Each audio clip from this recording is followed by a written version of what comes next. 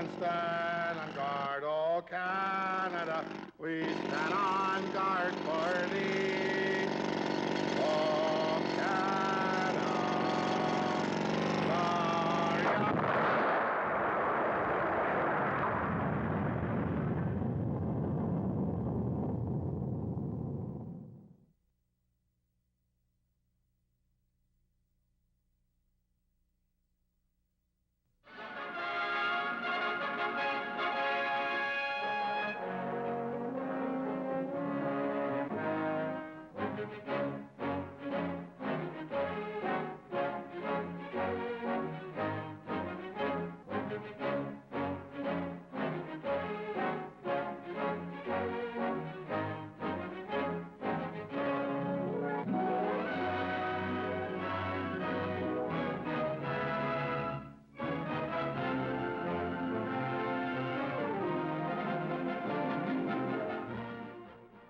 When my American cousins came to visit us in Calgary, Alberta, in the early 60s, they couldn't believe we didn't have Baskin-Robbins, that we could survive on 4 flavors of ice cream.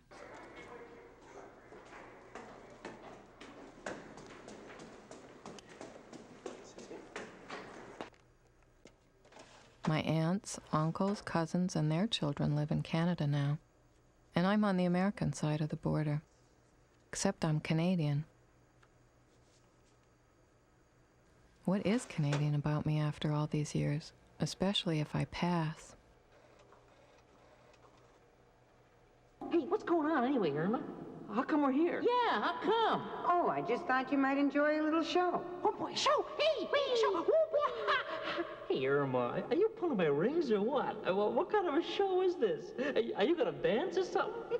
Oh, I'm not giving it. One of my countries is. Well, let's see. Where? I don't see nothing. It's back here. Oh, it's on your coat side, dear. Hey, don't crowd. Here it comes. Wow. That's not normal, is it? Oh, look, it's from Canada. Hey, Jupiter, get your axes out of my way, will ya?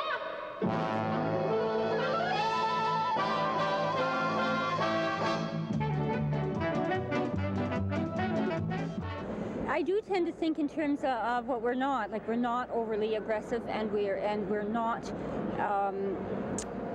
trying to beat the whole world. And we do have some potential for a kind of a peaceful lifestyle up here. We're not as headstrong as the Americans. They're the strongest power in the world, and we don't have to worry about any ideals like that. We're not like the Americans here.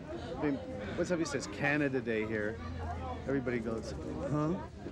Oh, that's right, it's Canada Day. It's not like the 4th of July. There's no fireworks here.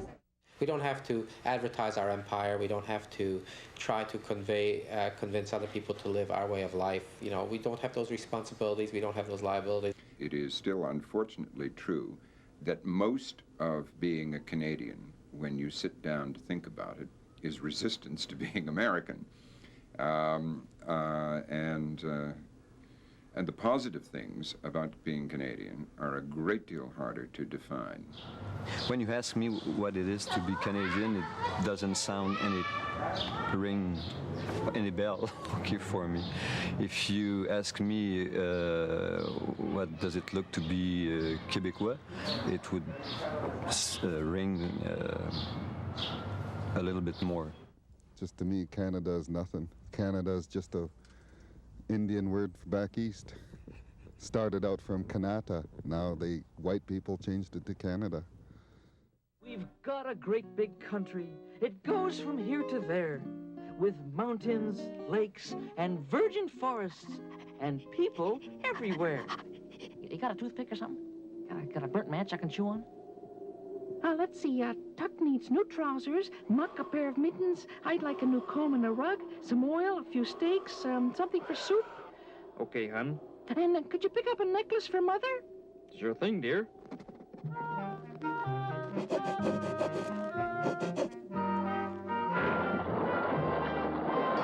Well, that takes care of the shopping.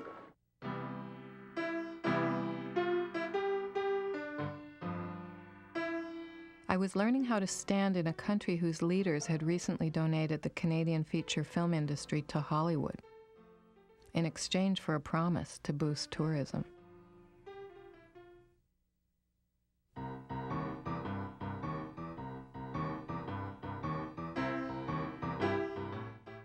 Canadian Cooperation Project, as it was called, brainchild of the Motion Picture Association of America, ensured that all money from American films made or seen in Canada would leave the country untaxed,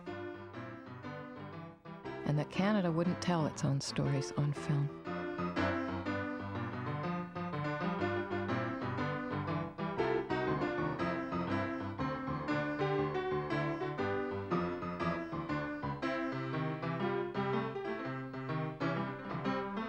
What story was my family telling itself with these films?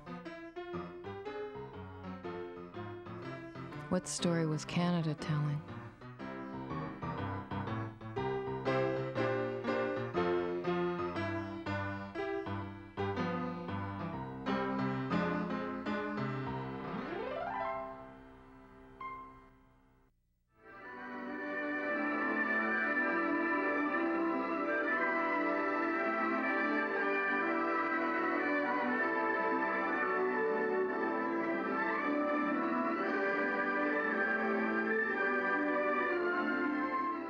The project's man in Hollywood spent years going from studio to studio, trying to convince writers and directors to put references to Canada in their films. Nightbirds. I haven't heard them before. Well, they're sort of a special kind. They live up in the hills there. Red-wing orioles. Yeah, red-wing orioles from Canada. Yeah, from Canada, from... They're sort of plaintive.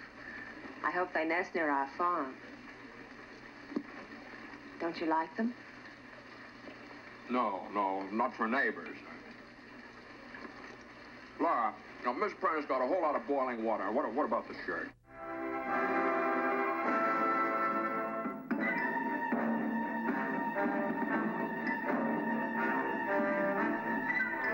This is a story of the old Northwest Territories of Canada, of the earliest days of the Northwest Mounted Police. The year was 1876.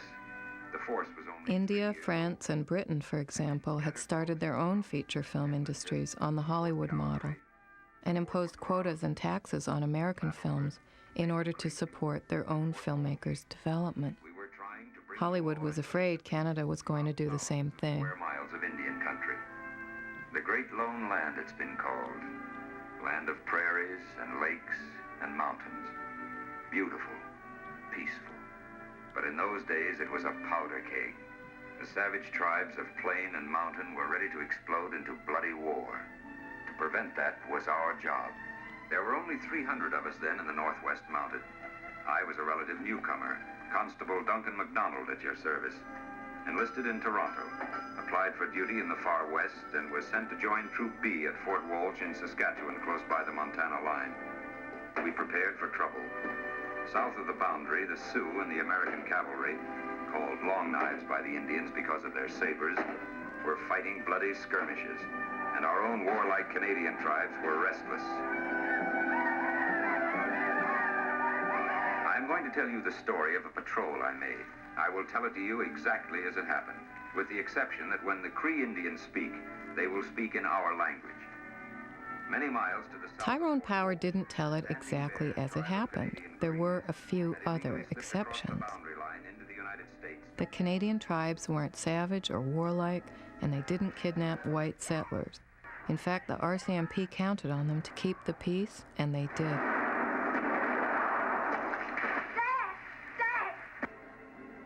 And the great lone landscape of Saskatchewan was really Arizona.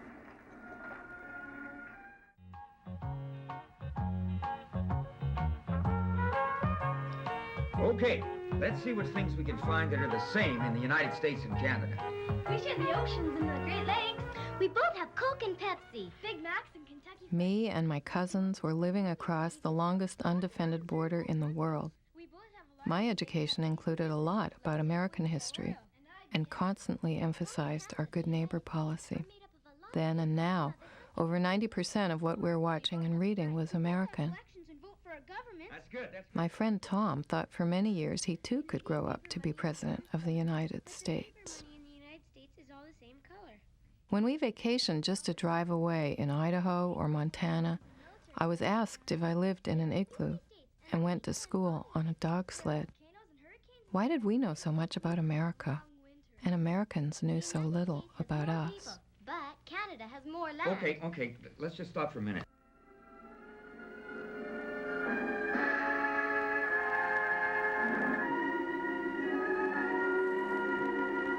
By the early 60s, Hollywood had made over 575 films which referenced Canada,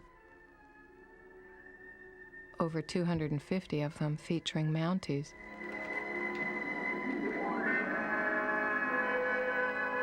When I started this project in the late 80s, I didn't know it would be as much about absence as it is about presence. How do you picture a lack? Sometimes we even manage a trip to the city of Calgary to see the annual rodeo.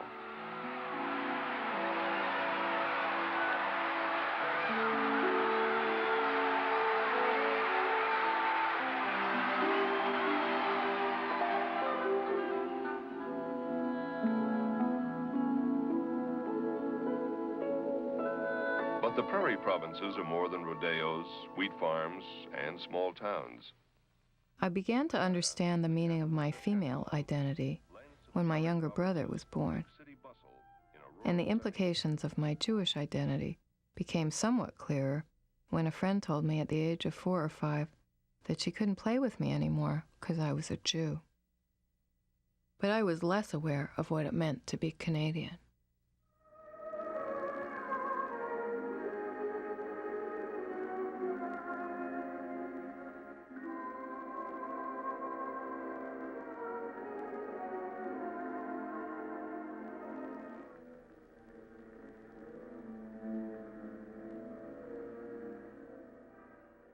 Hollywood couldn't be expected to reveal to us our own distinctive identity.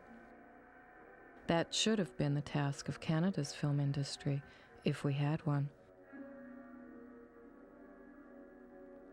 But the Canadian Cooperation Project continued through the late 50s to convince the Canadian government that this deal was working and in Canada's best interest.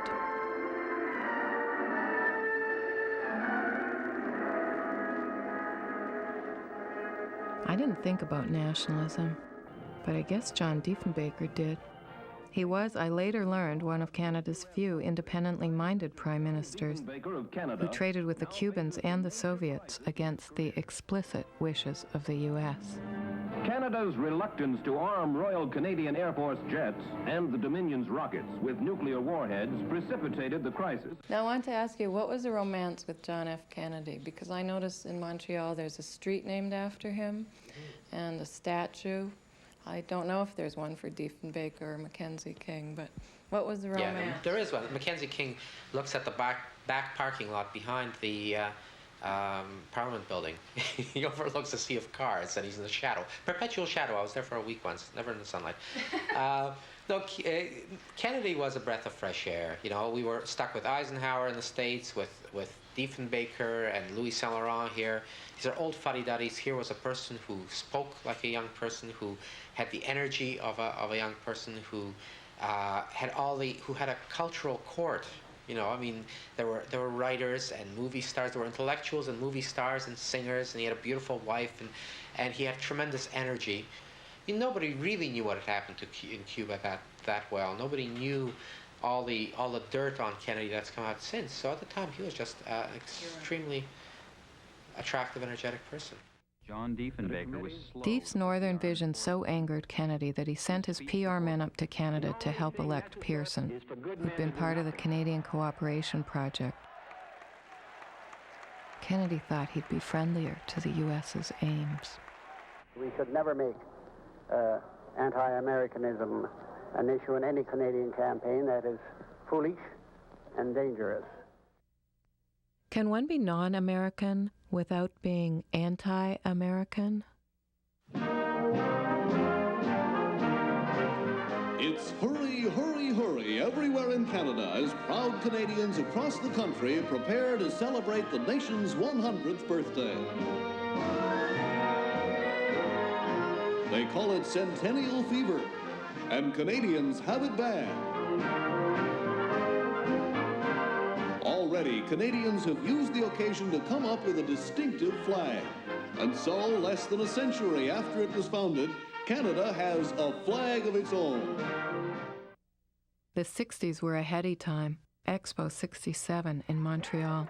I was a teenage nationalist, proud to be living in a bilingual, multicultural Canada, already beginning to be a haven for draft dodgers. I remember feeling visibility as a Canadian then, that recognition not often granted by us or others, that mirroring necessary for developing a sense of self. The National Film Board, award-winning maker of documentaries and shorts, had just produced Helicopter Canada in honor of our centennial year.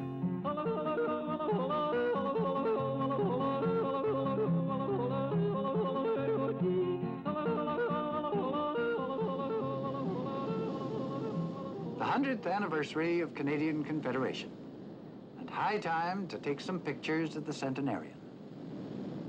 Take it from the top, they said. Show us the old girl, warts and all. And away we went.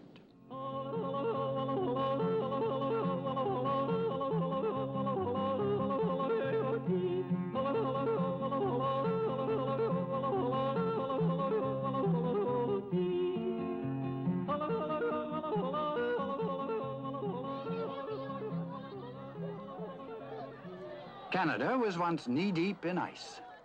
It began to warm up about 20,000 years ago. That process is almost complete.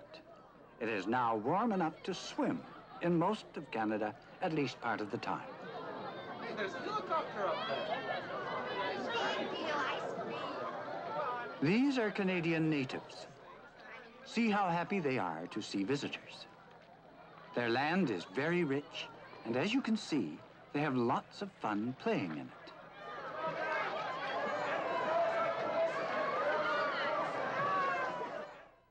You can't be a people unless you have a story, and unless you're telling yourself your story. Going back to the most primitive collections of, or organization of humanity in the clans, Canada never got told its story until very recently, because it was constantly absorbing other people's stories. It was absorbing the British story, and we still have an unhealed colonial wound, psychically speaking. It is still there.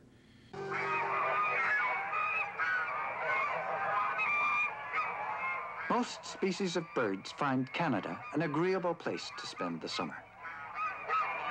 There are even a few thousand pelicans up in Saskatchewan.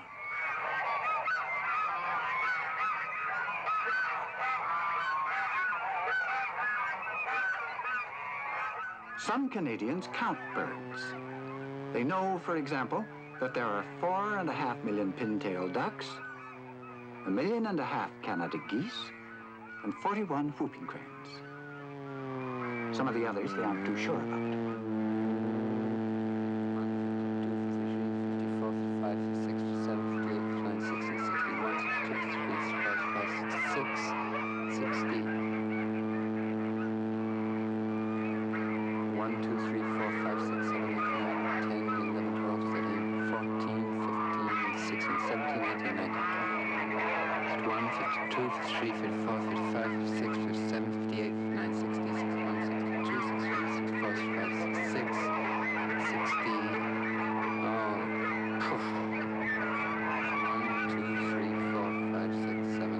Canada is an illogical country.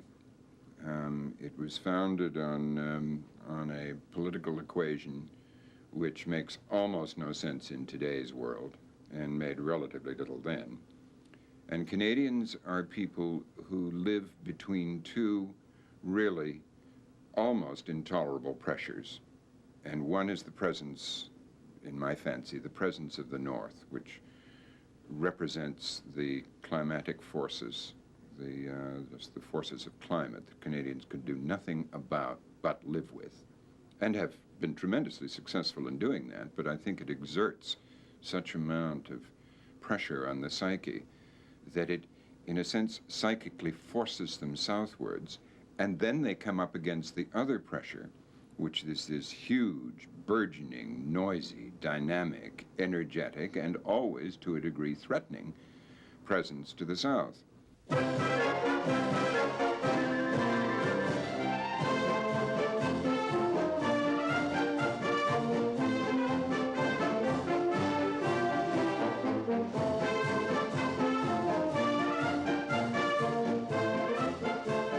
According to Prince Philip, Canadians are not as fit as they might be. But some, like Marge and Kay Collins, are clearly as fit as fiddles. They're kite ski champions of North America in their class. They soar above the 1,000 islands between Canada and the United States. The 1,000 islands were named by the Canadians. Since there are more than 2,000 islands involved, this is a typical example of Canadian restraint and understatement. According to UN statistics, an industrialized nation should be able to produce at least one feature film per million people per year. In 1975, with 25 million people, Canada produced 4 English-language features.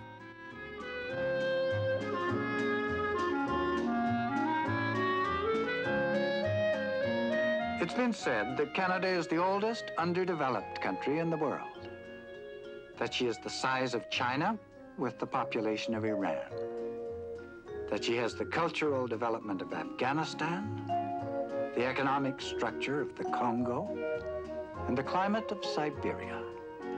But the people who say these things are Canadians. The rest of the world seems to like her. She's generally good-natured, and from what we've been able to see of her, she looks just fine.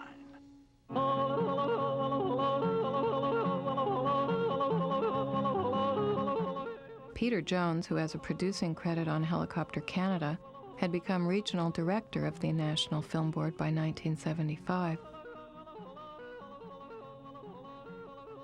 In an interview, I asked him why the board made more films with fish in them than with women. He said there were more fish than women.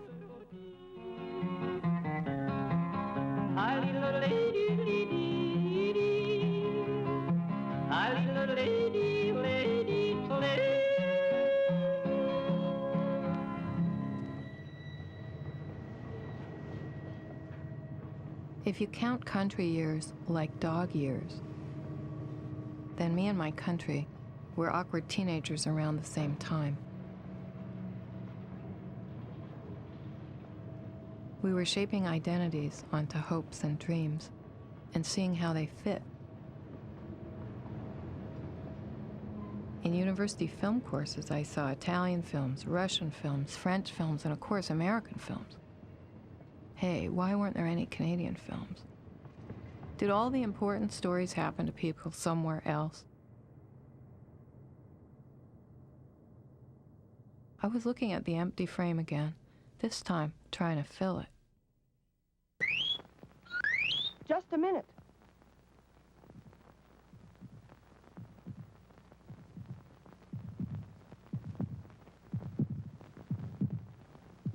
A woman has so much to cope with in today's world. At the end of the day, she often gets that tired, worn out, frazzled feeling. Good to know you can always reach for a bottle of this, or this, or this, and feel your troubles melt away. But I need more than temporary relief. I need daycare. I need a better job. Don't give me drugs. Give me support. I need recognition for what I do. I need financial security. I want equal opportunity for the good jobs. I want protective legislation. A man has so much to cope with in today's world. Life unfolds and then something knocks you on the head and you ask, what's Canadian about me now?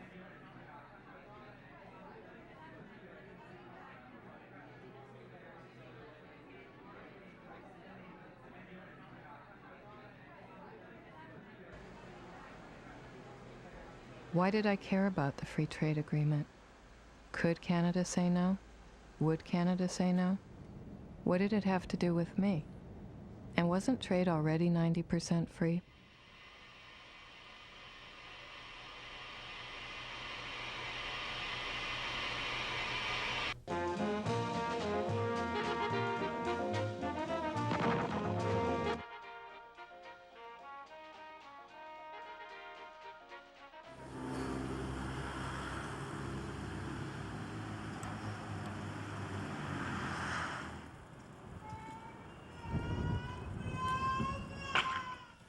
people don't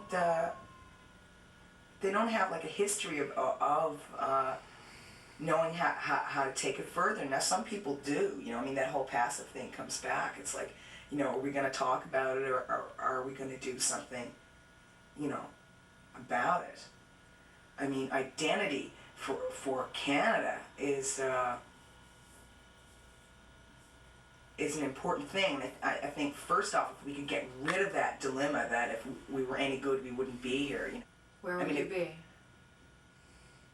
Well, I would be here because I don't believe that. No, but going along with that logic, if you were any good, and on a Canadian level, if you were any good, you wouldn't even be in Canada. You'd be working in Europe. You'd be working in America. You know, from an artistic point of view, you probably wouldn't be working in Canada. Why? Because that's a stigma that's been put. I mean, I'm not saying that's my philosophy, right? You understand that, but that's a stigma that's been put. I don't know why that is, because there's a lack of confidence that we are viable people just as much as the Americans, the English, the French, whatever.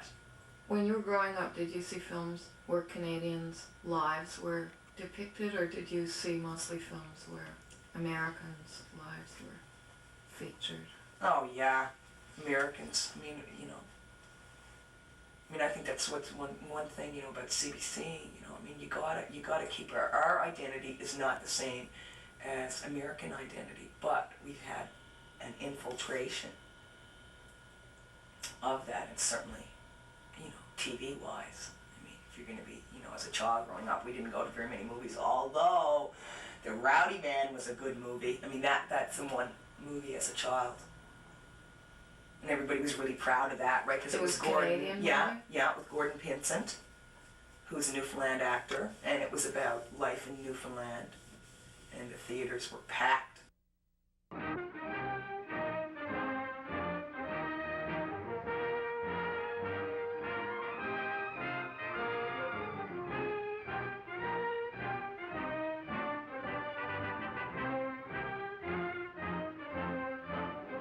Montreal, the city built by the combined talents of two races.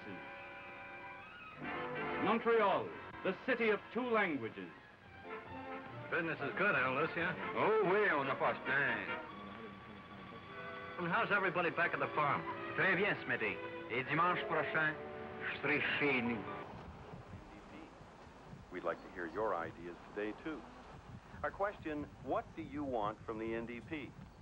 Here's Louise Penny with the numbers to call. For the Montreal area, just call Long Distance Collect. Dial 0, area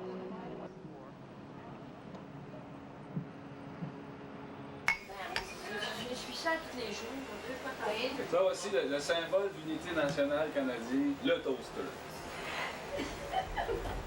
En fait, c'est le seul mot aussi qui pose pas de problème. Les gens le prononcent à la française ou à l'anglaise, c'est le toaster. C'est ça. C'est le tremplin. Puis ça, tu débouches du bouteille. Alors, c'est quoi tes questions? Oui. Êtes-vous un Canadien? Certainement, madame. Certainement, je suis canadien. Yeah. Qu'est-ce que c'est le... Êtes-vous canadienne, vous? Êtes-vous canadien? Oui. Oui. Ah oui, québécoise.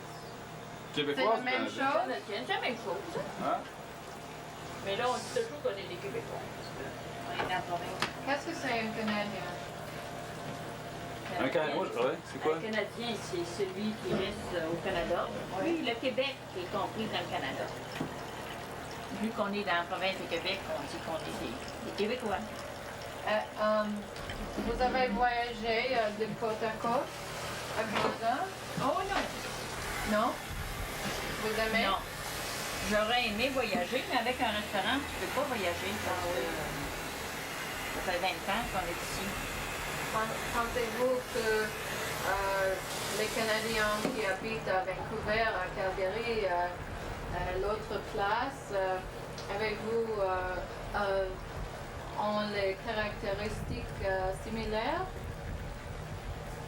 Oh là, qu'est-ce que tu dis de ça? Hein? Moi, je pense que... Oui. Les caractéristiques similaires des provinces, des autres provinces connues. Ben, ils ont tous des caractéristiques. Différentes un Ben, peu. ils sont tous différents, mais ils ont tous quelque chose en commun. Mais toutes que Ils ont tous quelque chose en commun, les Canadiens. C'est des chialeux. Les Canadiens, ce qu'ils ont en commun, c'est que tous les Canadiens chialent. Bitch. They bitch. Bitch. Yeah, they bitching. See? De quoi? Yeah, well. De quoi? The big difference between Canadians and Americans is that the Americans is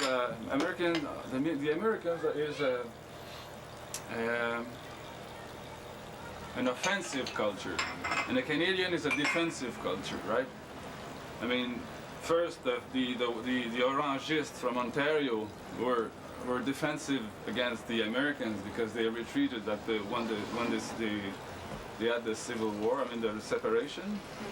Then the Québécois, the French, are bitching against the English, and the maritime people are bitching against the Ontario people, and the Westerns are bitching against the East, and BC is bitching against the rest of Canada.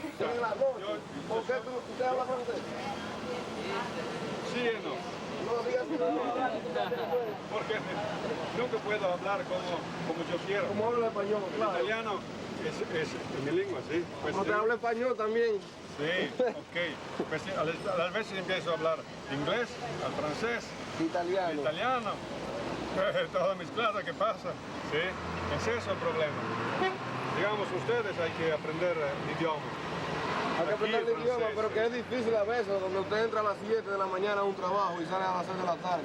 Viene a cocinar y eso, para ir a la escuela, para ir a trabajar a las 7 otra vez. Es muy duro. Es muy difícil. O sea, debería haber cierto programa del gobierno donde la persona se le dé la oportunidad de ir diario a una escuela, recibiendo el mismo salario que va a recibir en un trabajo. Por lo menos hasta que saque el idioma, hasta que aprenda el idioma. Unas horas parciales, 3 o 4 horas. Sí, pero por lo menos bien pagada. Si tú trabajas 9 horas, no puede casi estudiar la noche viniendo a cocinar y eso, hacer lo que hacer de la casa. Podría asisir a la escuela, pero no asimile lo que se le está enseñando. Yo cuando llegué aquí, en esta tierra, no sabía, buenos días, buenas noches, quiero comer o algo, todo como así. Seña. No, estaba cansado la noche, yo también, no podía ir a la escuela. No se sintió discriminación. I would say it depends, first of all, on who is defining what a Canadian is. I think an American would define who a Canadian is very differently than someone from Britain or someone from continental Europe or someone from China. But I want the Canadian to define the Canadian. Aha.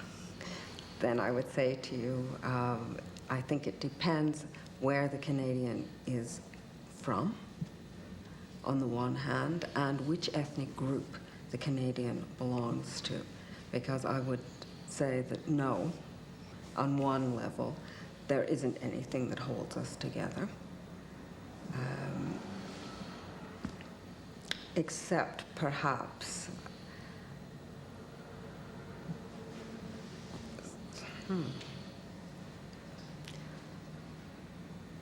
a certain kind of desire for a particular kind of life, whether that is there in reality or not. And I would define that as a good life, which includes a certain level of economic prosperity, an absence of violence, which I think is a very strong desire on the part of many Canadians. They seem to be extremely proud that they don't have the violence of the United States or the violence of countries in civil war.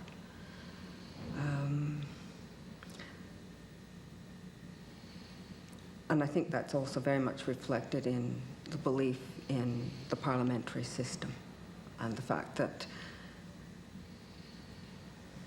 vast differences can be resolved in a non-violent way. And after all these years in Canada, can you describe what Canada is? Oh, Jesus Christ, what Canada is. First of all, I'm sure the reason why you asked me is how a European really feel in this country with those two, group like the English, the French, etc., etc., etc. I can tell you one thing. When we got together, all the artists, the few individualists, in the time of the 50s, the Bohemian, The Yugoslav was Yugoslav. The Italian was Italian. I never went with Italian, but I still was Italian, okay? And the other were considered me Italian. The Jewish guy that used to come, you know, to write poetry where I was, the Little Europe, there was the place, we were all together. And each one, absolutely individually, was his own ethnic groups, always by himself. That means if he was an Irishman, he was an Irishman. He was representing Ireland, okay? Now, how come when you go to the States, everybody becomes American? One generation, they're gone. Over here, 3 generations Italian, the guy says, hey, paisa. Now, adapting is what we do well. So maybe there's a clue. Our culture's still too young to gel, so why not steal a few? Ladies and gentlemen, the Barber of Toronto. La la la la la, la la la la la, la la la la la, la la la la la. The dance of the maple syrup fairy.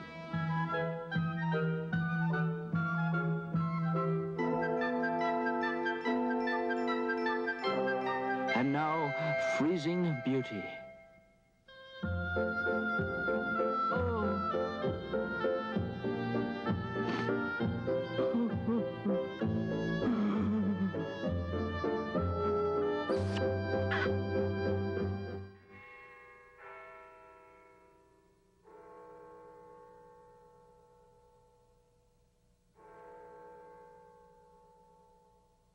Parliament Hill, June 27, 7:01 p.m. The start of the most controversial 20 days in recent Canadian history.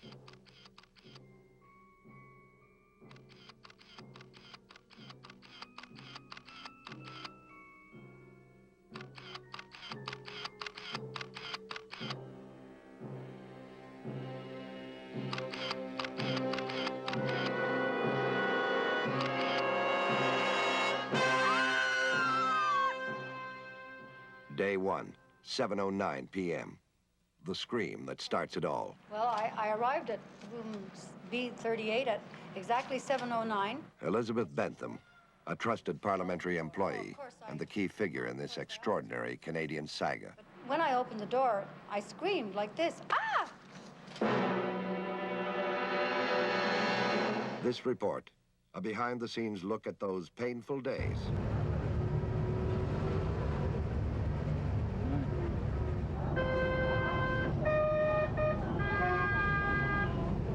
Well, the Canadians are a shadow people. They don't stand up with a lot of gusto and bravado and declare what they are. What I'm doing is really not very typically Canadian. I'd rather be on a boat somewhere, just minding my own business. But if I don't do what I'm doing now, I feel that there will be nothing to stand for, and I won't have a place to be on a boat somewhere. Day 2. Canadians coast to coast react to the shocking news. That fateful June day marked a turning point in the history of our country. What did Mrs. Bentham discover when she opened the door leading to room B38 in the Parliament building? Why did she scream? He wasn't there. The Canadian National Beaver had gone. Free trade felt funny to me, like the Canadian Cooperation Project, smooth talkers, big business. Brian Mulroney, Ronald Reagan's friend. Our message is clear. Here and around the world, Canada is open for business again.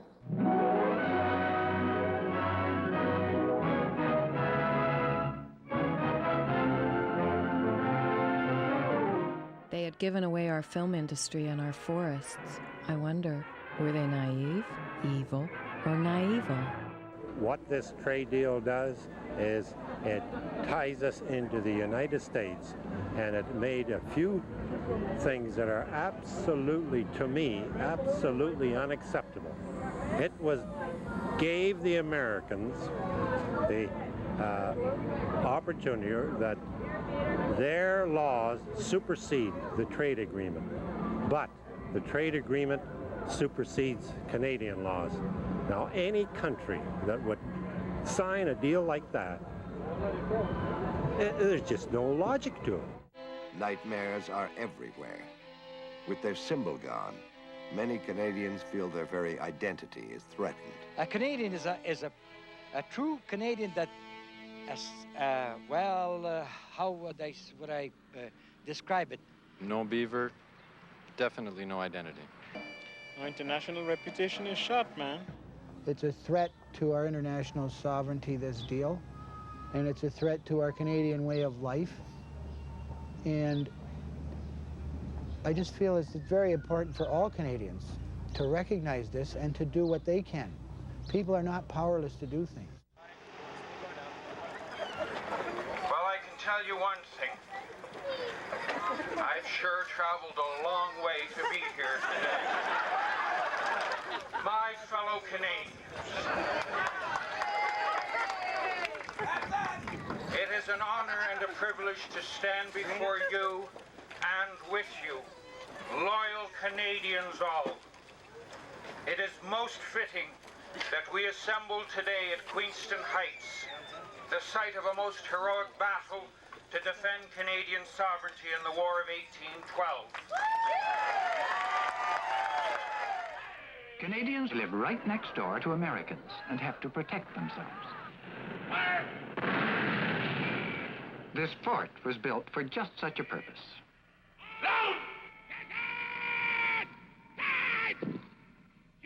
They practiced very hard, but the Americans never came. So now they pretend to practice, and the Americans pay money to watch.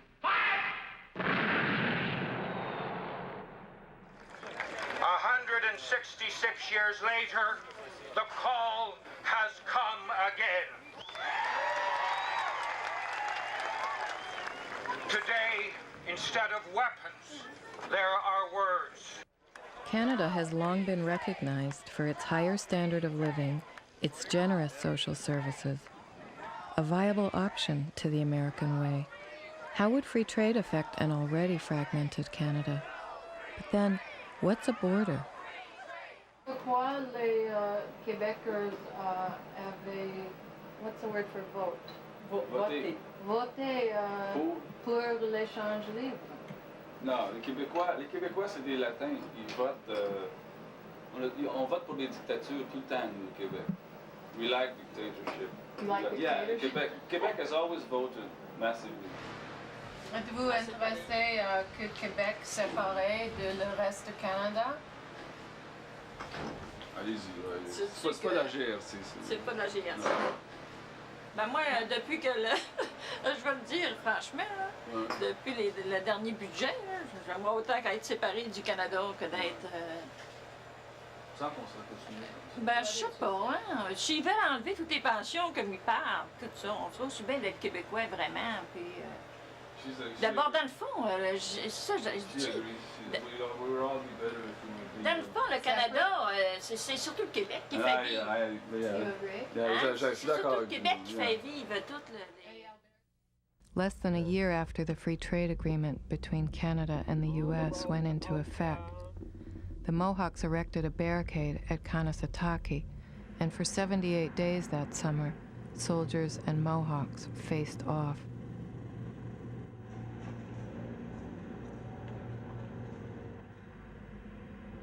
The town of Oka wanted to put a golf course on land under which Mohawk ancestors are buried. Should have got that. Why don't you back up?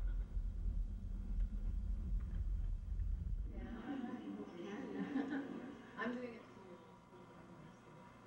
it. My name is Vicky, and this has got a dépanneur called Centre Dépanneur. It's actually was a lacrosse factory. There's a lacrosse factory behind it, and they made it into a dépanneur and an enterprise, everything. Have you lived here all your life? Yeah, all my life. I moved to Montreal for a little while, but I didn't like it. I came back. And are you a Mohawk? Yeah. Both my parents are Mohawks, and I'm Mohawk. I don't look it, though. You don't look it at all. No. My father, it's funny, he's dark-haired, dark-skinned, everything. And what do you feel a year after what happened here? There's not much change. The only thing, there's no barricades. Still, there's a lot of racism going on when we get... Between whom and whom? Down in the town of Oka, because we're on a reserve right now. we're welcome in certain places, but there's still a lot of the people down there don't like us, and like we don't go like Petro-Canada. We don't go there at all. To get your gas? No, I get my gas on a reserve. Are we on a reserve now? Yeah. What's the reserve called? Ganasadaga. If the land disputes were resolved, would you feel more comfortable considering yourself Canadian, or would you never think of yourself as Canadian? I consider myself as Canadian, North American Mohawk. In that order? Yeah. Canadian, North American Mohawk? Well, we're considered North American Indians, so I don't know. I used to, I don't know, if people asked me my status before, I'd say I'm Canadian, but now I say I'm a North American Indian. So part of what happened was that your identity changed. Oh, yeah.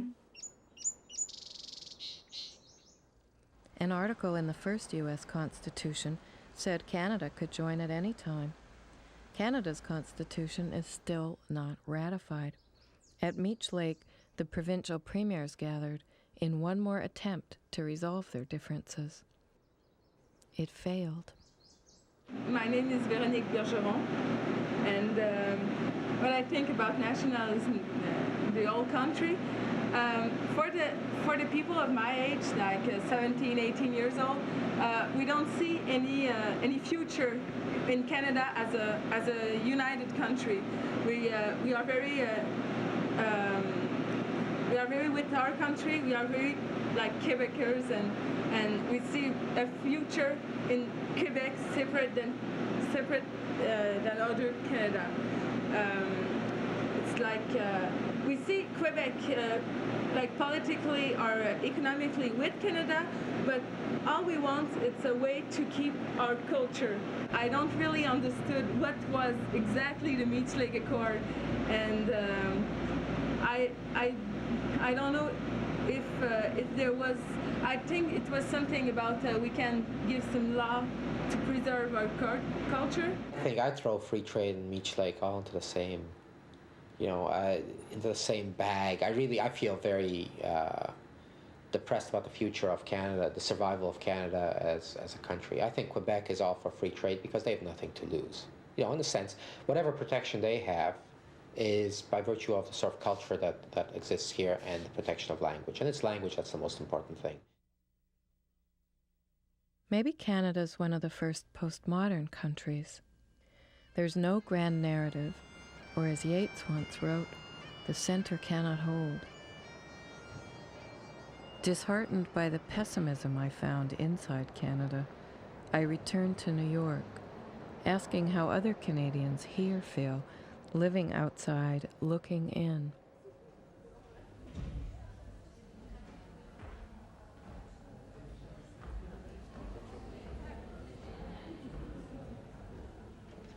Can you tell me just for a moment a little bit about the Canadian Club or the Canadian Society?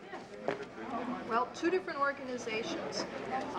The Canadian Club is a social organization of men and women who are either Canadian nationals or who have business connections in Canada. In New York. It's a club in New York? The club facilities are located in New York, but we have both resident and non-resident members. We have student members, we have the whole gamut of people, both business people and people in the arts who are members. Huh. And so what criteria do you have to join? You have to be a social person. You have to be someone who enjoys good food, friendship, the ambiance. Do you have to be a Canadian? No, you don't. Not to join the Canadian Club of New York. But you do have to evince some business or social ties to Canada, either by marriage or by concern somehow. I know something that characterizes Canadians. What? Starts with a dirty word. It starts with a C and ends with an E. What's that? Compromise.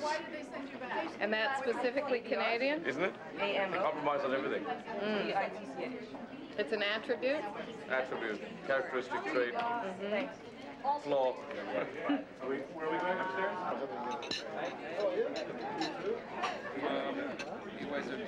My close Canadian friends have the greatest sense of humor of anybody I ever know. They are the funniest people, and they laugh, and they don't take themselves as seriously as many other people in other countries do. That's one attribute. I've lived away from Canada most of my life since, but I'm still a Canadian citizen. And you wouldn't give it up? Nope. We deal with all the interests of the Canadian community lives in the greater New York area. About maybe 500,000 Canadians live in and around. Really? And so therefore we look after all of their problems from birth to death. And what does it mean to you to be a Canadian? I think that is a question that we ask too often in Canada. Being a Canadian is a Canadian. It's something, it is a Canadian, yeah. It's my home, it's my native land, it's my citizenship. Right. It doesn't need to be something more than Are that. there qualities you think that are particular to Canadians? I think we are, on the whole, less excitable than a lot of people. I think we're as bright and as competent as any country on the face of the earth. I think we are extraordinarily good at compromising, because we have to compromise with everything, including the weather, from the moment we get up in the morning.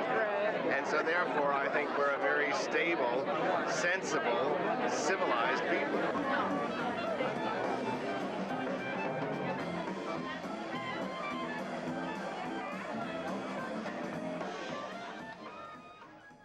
I had to renew my green card because they called in all the green cards here, and I went through a decision, because if you pay $70 to renew your green card, I was told if you want to pay $100, you can apply the $70 towards becoming a citizen.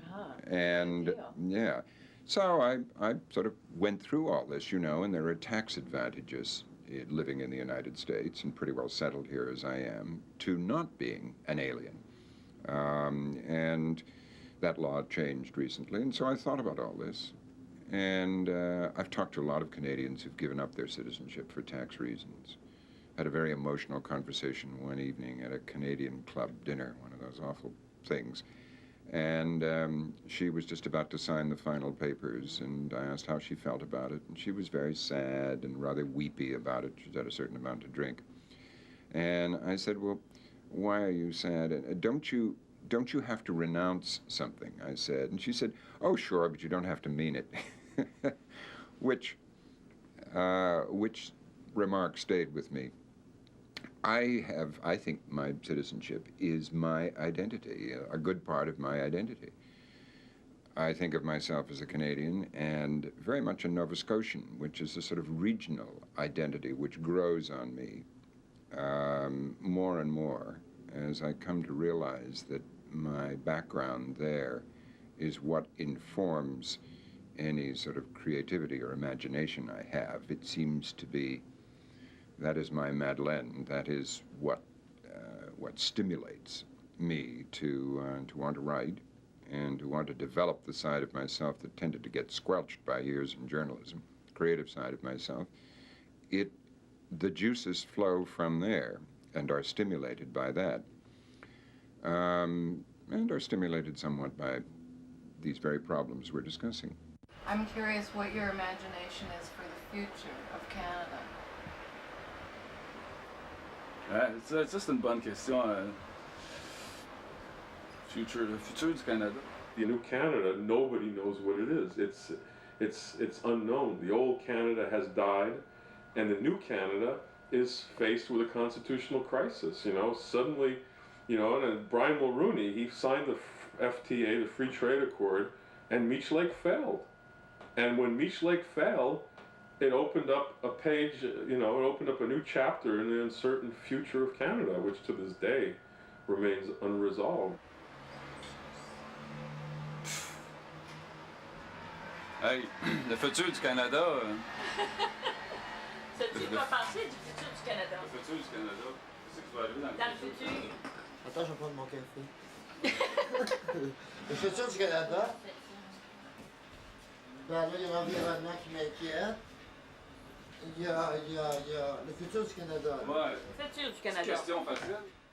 what the tribal or the clan or the national story always did for other peoples over many, many generations. It puts a value on their lives. The Canadian story will increasingly be about, can we preserve, protect, and defend on this upper, less habitable, less hospitable latitude of North America, a society which genuinely is kinder, gentler, more compassionate, more considerate of other people, as a wonderful place to reproduce and face the future.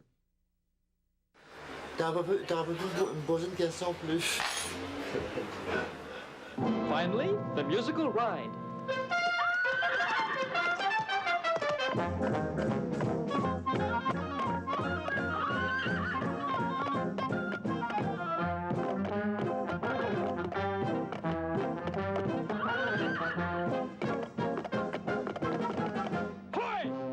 Jack Valenti is famous in Canada for telling Ronald Reagan that if Canadians passed a law saying that they were going to open up the Canadian movie theaters to Canadian films, that the Americans the day after would stop sending their films to Canada.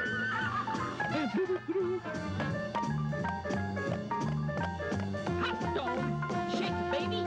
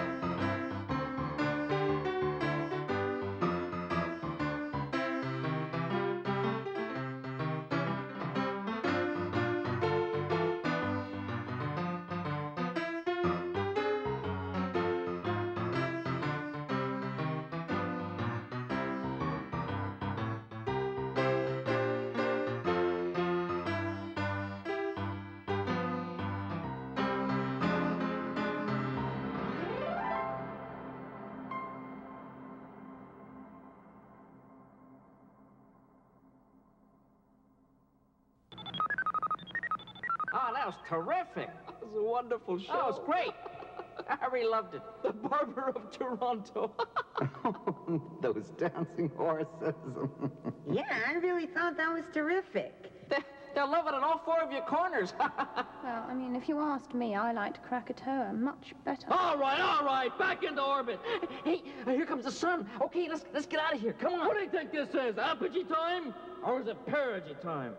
Irma! Hello? I got a good mind to melt your ice caps. Come on, let's go. I'm trying to run a system here. Okay, boss. Anything you say, boss. Come on, let's go. All right. Okay, we're leaving. See you, Irma. You could scarcely call him brilliant. Who am I? Who am I? I'm hot and full of spots. Oh, who am I? Why am I filled with gas, which I got lots? Da-da-dum, I'm the sun. Da-dum-da-dum-da-doo. Do-do-do. Da-da-da. Dee-dee-dee-dee-dee.